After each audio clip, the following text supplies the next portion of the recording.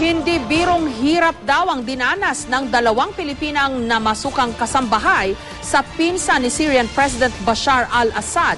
Sa tulong ng ilang ahensya dito sa Pilipinas, ligtas na naiuwi ang dalawa. May report si JP Soriano.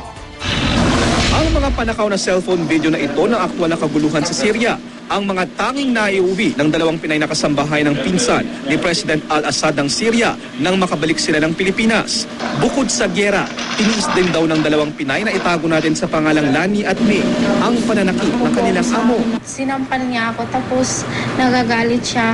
Tapos parang galit na galit siya dito sa country natin. Dinuduraan niya ako.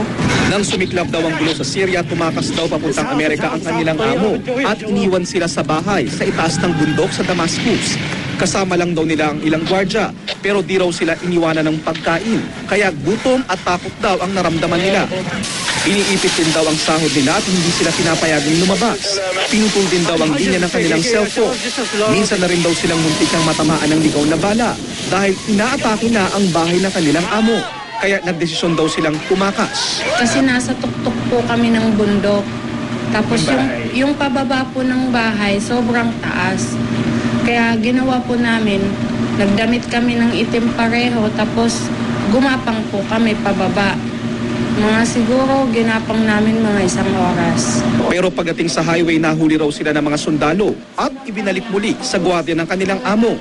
Humingi ng tulong ang ina ni Lani sa Blas Ople Foundation para sa ligtas na pagpapauwi sa dalawang Pinay na kasambahay. At nitong ang April 16, nakabalik ng Pilipinas ang dalawa. Medyo delicate kasi kamag-anak ng presidente ng Syria ang involved. Yung dalawa ay buo din ang loob. Kahit wala ni isang kusing na naiuwi, masaya raw silang nakabalik pa sila sa kanilang pamilya.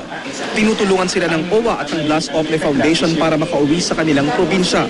Ayon sa DFA, may 3,000 Pinoy pa ang naiwan sa Syria. But we have already repatriated about 3,882 and we continue on to repatriate our people there. JP Soriano, GMA News.